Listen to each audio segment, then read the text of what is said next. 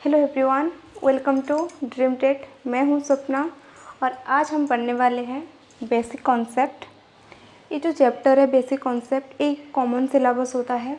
PGT में, TGT में आप कोई भी स्टेट का टेट एग्ज़ाम दे रहे हो तो उस सभी में बेसिक कॉन्सेप्ट का सिलेबस होता है।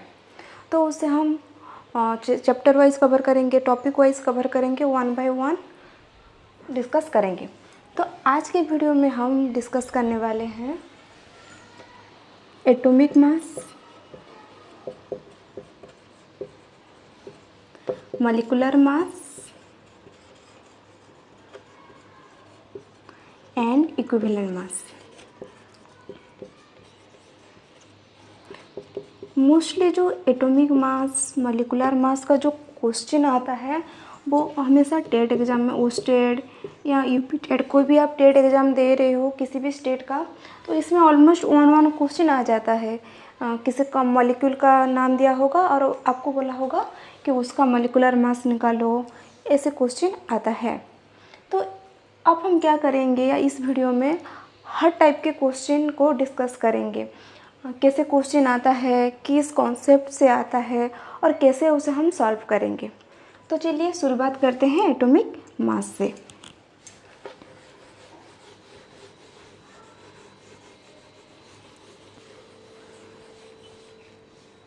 आप सभी को पता होता है एटम क्या होता है। कोई भी सब्सटेंस का जो स्मॉलेस्ट पार्ट जो कि केमिकल रिएक्शन में पार्टिसिपेट करता है उसको हम क्या बोलते हैं, एटम बोलते हैं। The smallest element or the smallest part of an element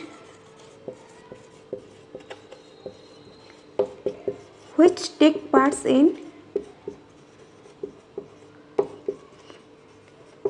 chemical reaction। Chemical reaction में जो भी स्मॉलेस्ट पार्ट पार्टिसिपेट करेगा उसे हम क्या बोलते हैं, एटम बोलते हैं। जैसे कि H2 एक एटम है या नहीं? H2 एटम नहीं है, ये मॉलिक्यूल है। अगर हम H2 को डिसोसिएट करेंगे तो क्या होगा, 2 हाइड्रोजन निकलेगा। तो ये 2 हाइड्रोजन क्या करते हैं, केमिकल रिएक्शन में पार्टिसिपेट करते हैं। तो इसलिए इनको क्या बोलते हैं, एटम बोलते हैं। और जो कंबाइन करेंगे, एटम एटम जब कंबाइन होगा तो क्या फॉर्म होता है, मॉलिक्यूल फॉर्म होता है। एटॉमिक मास हम कैसे निकालेंगे, जो भी हम एटम का मास होगा उसे हम क्या बोलेंगे, एटॉमिक मास बोलते हैं। उनका यूनिट होता है एटॉमिक मास का, इधर हम AMU से रिप्रेजेंट करते हैं और ग्राम से रिप्रेजेंट करते हैं। इसका 2 यूनिट है, AMU atomic mass unit and another one is gram. ये 2 यूनिट है। क्वेश्चन क्या आता है, 1 AMU का वैल्यू क्या होता है। ये बहुत बार क्वेश्चन में आया है तो आपको पता होना चाहिए। 1 AMU equal to 1.66 into 10⁻⁻24 gram. This is the value of 1 AMU। अगर हमको पता है हाइड्रोजन का एटॉमिक मास क्या होता है, 1U। इसका मतलब क्या है, 1 into 1.66 into 10⁻⁻24 gram. This is the value of 1 AMU और उसे हम U से डिनोट भी करते हैं। ओके। पीरियोडिक टेबल में टोटल कितने एलिमेंट्स होते हैं, टोटल 118 एलिमेंट्स होते हैं और सभी का मास गिवन होता है। तो मोस्टली हमको 1 to 30 तक आना चाहिए। जो भी मॉलिक्यूल्स होते हैं, एटम्स होते हैं, hydrogen, helium, lithium, beryllium, boron, ऐसे करके हम जिंक तक जाएंगे और उनका एटॉमिक मास क्या होता है, 1 to 30 तक आता है। तो एक कॉमन है जो आपको थोड़ा थोड़ा आना चाहिए, क्योंकि जब हम एटॉमिक मास, मॉलिक्यूलर मास निकालेंगे तो ये सब एटम का मास यूज होगा।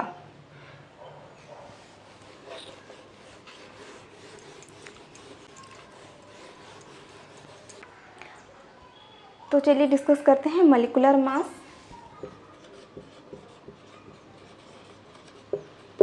नाम से पता चल रहा है जो मॉलिक्यूल होगा उसका जब हम मास कैलकुलेट करेंगे तो जो वैल्यू निकलेगा उसे हम क्या बोलेंगे, molecular mass. The mass of an molecule is called molecular mass. Molecule क्या होता है, जो भी सब्सटेंस का जो बहुत बहुत बड़े बड़े सब्सटेंस होते हैं, मिक्सचर होते हैं, कंपाउंड होते हैं, तो उनका जो स्मॉलेस्ट पार्ट होता है जिसका इंडिपेंडेंट एग्जिस्टेंस हो सकता है नेचर में, तो उसी को हम क्या बोलते हैं, मॉलिक्यूल कहते हैं। मॉलिक्यूल का क्या होता है, इंडिपेंडेंट एग्जिस्टेंस होता है। इंडिपेंडेंट एग्जिस्टेंस का मतलब क्या होता है, जैसे कि हमने ग्लास में वाटर लिया है,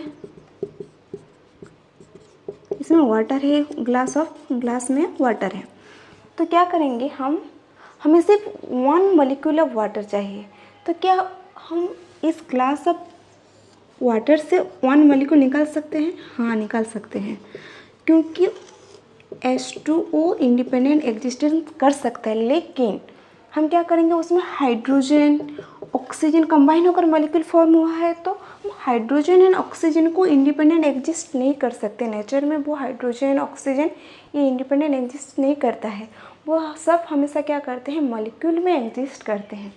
तो हम 1 मॉलिक्यूल ऑफ वाटर निकाल सकते हैं वाटर से, लेकिन 2 molecule of hydrogen, 1 mole of oxygen निकाल नहीं सकते हैं।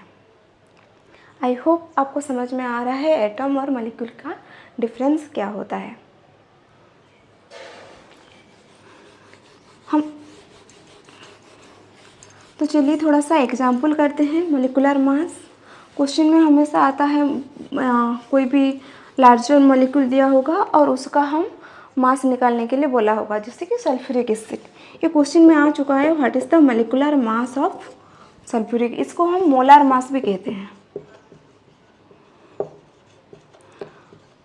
m से रिप्रेजेंट करते हैं।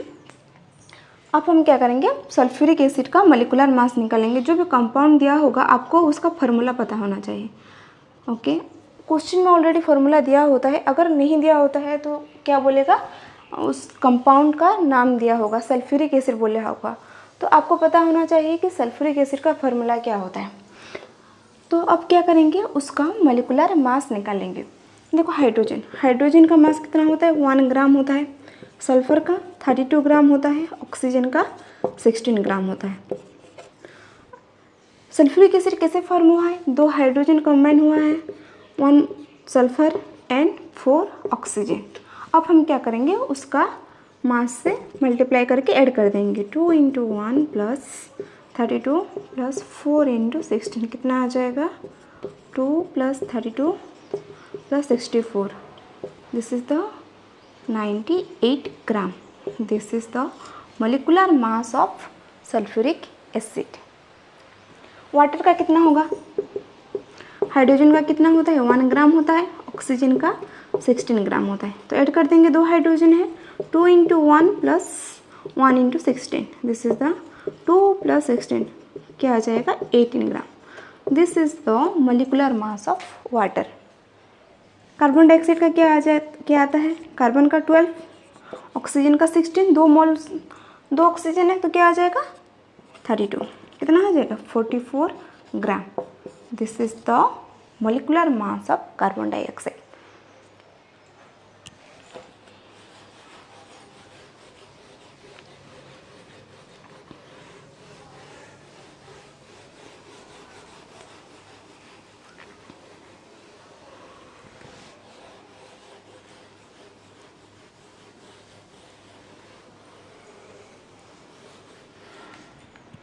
नेक्स्ट डिस्कस करेंगे इक्विवेलेंट मास।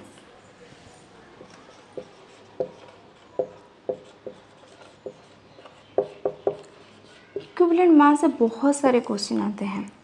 ऑलमोस्ट जब मास का क्वेश्चन दिया होता है तो ऑलमोस्ट इक्विवेलेंट मास से ही क्वेश्चन आता है। तो इक्विवेलेंट मास हम क्यों यूज करते हैं, जब हम नॉर्मलिटी निकालते हैं, नॉर्मलिटी का जब पढ़ेंगे, मोलारिटी जब पढ़ेंगे तब इक्विवेलेंट मास का जो कंसेप्ट पढ़ाया है यहाँ पे वो काम आएगा। ओके, तो इक्विवेलेंट मास क्या होता है, हम कैसे इक्विवेलेंट मास निकालते हैं, इसका एक फार्मूला होता है। जो भी कंपाउंड दिया है, जो भी मॉलिक्यूल दिया है, उसका मोलार मास से हम वैलेंसी फैक्टर को डिवाइड कर देते हैं। वैलेंसी फैक्टर क्या होता है, इसे हम डिटेल्स में स्टडी करेंगे। ओके, जो भी कंपाउंड दिया होगा, जो भी मॉलिक्यूल दिया होगा, उसका हम मोलार मास निकालेंगे और उसको हम उसी के वैलेंसी फैक्टर से डिवाइड करेंगे। जो भी वैल्यू मिलेगा उसे हम क्या बोलेंगे, इक्विवेलेंट मास बोलेंगे। ओके, वैलेंसी हम कैसे निकालते हैं, इसको हम x से रिप्रेजेंट करते हैं, m/x, कैपिटल M होता है मोलार मास का। देखो जब हम एसिड का वैलेंसी निकालेंगे, एसिड का x निकालेंगे तो क्या होगा, कितना H+ आयंस वो केमिकल रिएक्शन में फर्निश्ड कर रहा है, how much H+ ion furnished bye acid. Acid कितना H+ आयन डोनेट कर रहा है केमिकल रिएक्शन में, उसका कितना H+ आयन पार्टिसिपेट कर रहा है, उसी को एसिड का वैलेंसी बोलेंगे।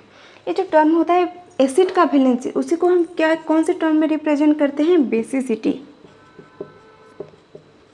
ये ऑपोजिट होता है, एसिड के लिए हम बेसिसिटी टर्म यूज करते हैं और बेस के लिए हम एसिडिटी टर्म यूज करते हैं। तो बेस के लिए क्या होगा, वैलेंसी हम कैसे निकालेंगे, how much OH- ions furnished by base.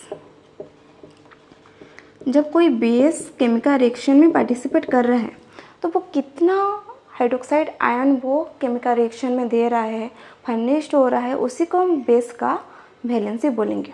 Okay, और ये जो टर्म होगा उसे हम क्या टर्म बोलेंगे, एसिडिटी टर्म।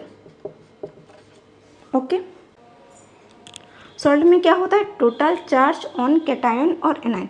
सॉल्ट में क्या होता है, एक पॉजिटिव पार्ट होता है, एक नेगेटिव पार्ट होता है। पॉजिटिव पार्ट को हम क्या बोलते हैं, कैटायन कहते हैं, और जो नेगेटिव पार्ट होता है उसे हम एनायन कहते हैं। तो उसमें टोटल चार्ज कितना है कैटायन, इधर हम किसी एक का कैलकुलेट करेंगे। अगर कैटायन का देखेंगे तो टोटल जितने भी कैटायन्स हैं उनमें टोटल चार्ज क्या है, तो उसी को हम उसी सॉल्ट का वैलेंसी बोलेंगे। जैसे कि सोडियम हाइड्रोक्साइड, सोडियम क्लोराइड एक सॉल्ट है। सोडियम में कितना चार्ज होता है, +1 चार्ज होता है, क्लोरीन में -1 चार्ज होता है। तो हम किसी एक का लेंगे, दिस इज द, अगर हम सोडियम क्लोराइड का वैलेंसी निकालेंगे तो क्या आ जाएगा, x = 1 आ जाएगा। हम एसिड के लिए एग्जांपल लेते हैं, जैसे कि HCl हाइड्रोक्लोरिक एसिड, कितने H+ आयन है, एक ही हाइड्रोजन है, दैट मीन्स वो एक ही H+ आयन फर्निश्ड करेगा, तो उसका वैलेंसी क्या आ जाएगा, x = 1 आ जाएगा। H2SO4 सल्फ्यूरिक एसिड में 2 हाइड्रोजन है, दैट मीन्स x का वैल्यू कितना आ जाएगा, 2 आ जाएगा। हम बेस के लिए एग्जांपल लेते हैं, जैसे कि सोडियम हाइड्रोक्साइड। सोडियम हाइड्रोक्साइड में 1 मोलिकुल्स ऑफ हाइड्रोक्साइड आयंस है, दैट मीन्स x का वैल्यू कितना आ जाएगा, 1 हो जाएगा। कैल्शियम हाइड्रोक्साइड CaOH2 में x का वैल्यू क्या आ जाएगा, 2 आ जाएगा, क्योंकि 2 ही हाइड्रोक्साइड आयंस है और जो भी केमिकल रिएक्शन में पार्टिसिपेट करेगा वो दो हाइड्रोक्साइड आयंस वो केमिकल रिएक्शन को फर्निश्ड करेगा। इक्विवेलेंट मास का क्वेश्चन क्या आता है, पहला क्वेश्चन हम डिस्कस करेंगे जो कि ऑलरेडी एग्जाम में आया है। इक्विवेलेंट मास ऑफ, क्वेश्चन में दिया है calculate the equivalent mass of oxalic acid. हमें ऑक्सैलिक एसिड का इक्विवेलेंट मास निकालेंगे। मैं पहले बोल चुकी हूँ, आइदर उस कंपाउंड का नाम दिया होगा और फार्मूला दिया होगा। अगर नाम दिया है तो आपको उसका फार्मूला याद होना चाहिए, क्योंकि जब हम मॉलिक्यूलर मास निकालेंगे तो उसी फार्मूला से ही निकालते हैं। ओके, ऑक्सैलिक एसिड का फार्मूला क्या होता है, C++OH.2H2O। ओके, ये हमेशा हम भूल जाते हैं .2H2O को, क्योंकि हमें पता है ऑक्सैलिक एसिड, हम जब सोचते हैं ऑक्सैलिक एसिड उसका फार्मूला क्या सोचते हैं, H2C2O4। ओनली ये स्ट्रक्चर को हम याद करते हैं, लेकिन हमेशा ये स्ट्रक्चर भूल जाते हैं। लेकिन इसलिए क्वेश्चन में आया है, एग्जाम में आया है equivalent mass of oxalic acid. तो अब हम निकालेंगे क्या होगा उसका फार्मूला, H2C2O4.2H2। देखो 2 हाइड्रोजन है, सॉरी 2 कार्बन है, 2 हाइड्रोजन है एंड 4 ऑक्सीजन है एंड 2 मॉलिक्यूल्स ऑफ वाटर है। This is the formula of oxalic acid. ये जो H2C2O4 है एक एनहाइड्रेट फॉर्म होता है, जब हम वाटर रिमूव कर देंगे तो जो कंपाउंड बनेगा वो उसका फार्मूला H2C2O4 होगा। लेकिन क्वेश्चन में दिया है mass of oxalic acid, that means हमें इस फार्मूला को यूज करना है मोलिकुलर मास निकालने के लिए। अब हम मोलिकुलर मास निकालते हैं। हाइड्रोजन का क्या होता है, 1 ग्राम होता है, कार्बन का 12 ग्राम, ऑक्सीजन का 16 ग्राम। निकाल लेते हैं। 2 हाइड्रोजन है, 2 कार्बन है, 2 × 12, 4 ऑक्सीजन है, 4 × 16 प्लस 2 × वाटर का 2 + 16। ओके, क्या आ जाएगा? 2 + 24 + 64 + 18 × 2 36, 126 ग्राम। This is the molar mass of oxalic acid. अब हम क्या करेंगे, उसको हम उसी के वैलेंसी से डिवाइड कर दें। इक्विवेलेंट मास का फॉर्मूला क्या होता है? Molar mass divided by valency. Molar mass क्या मिला? 126 है। वैलेंसी क्या है? 2 है, क्योंकि उसमें 2 हाइड्रोजन जो हम उसे रिप्लेस कर सकते। वाटर केमिकल रिएक्शन में उसका हाइड्रोजन रिप्लेस नहीं करता है। सिर्फ जो इसमें जो ऑक्सीजन हाइड्रोजन जो ऑक्सीजन से जुड़ा हुआ है, क्योंकि ऑक्सीजन में क्या होता है? नेगेटिव चार्ज होता है। वो इजीली क्या करेगा? उस हाइड्रोजन को एक्सट्रैक्ट कर देगा एसिडिटी सॉल्यूशन में, क्योंकि वो एक एसिड है, वीक एसिड है। तो वो इस हाइड्रोजन से वो H+ आयंस रिमूव होगा, तो उसका वैलेंसी क्या आ जाएगा? 2 आ जाएगा। X वैल्यू 2 हो जाएगा। तो उसका इक्विवेलेंट मास क्या होगा? 126/2। This is the 63 gram. This is the equivalent mass of oxalic acid. Next question discuss करते हैं। A bivalent metal M has equivalent mass of 12, the molecular weight of its chloride। Question में question क्या पूछा है? Molecular weight निकालना है इस chloride का। ओके, कैसे निकालेंगे? देखो, क्वेश्चन में ऑलरेडी गिवन है उसका इक्विवेलेंट मास। इक्विवेलेंट मास का फॉर्मूला क्या होता है? Molar mass divided by valency equal to 12 दिया है। उसका इक्विवेलेंट मास 12 दिया है, तो उसका हम मोलिकुलर वेट निकाल सकते हैं उस मेटल का। हम कैसे निकालेंगे? 12 × X वैलेंसी को मल्टीप्लाई कर देंगे।